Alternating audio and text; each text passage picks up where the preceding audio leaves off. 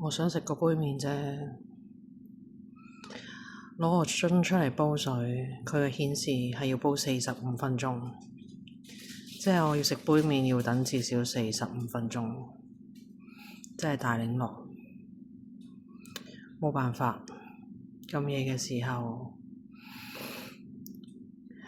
咁大壇嘢，又要啱啱換完房，點解又跳返去47分嘅？仆街！48分，我想定一定經食個杯麵，但係點解要等咁耐呢？係咪連個天都唔鍾意我？好無奈。唉，我煲套劇慢慢等啦，冇辦法。咦，又跳，人生就係咁無奈。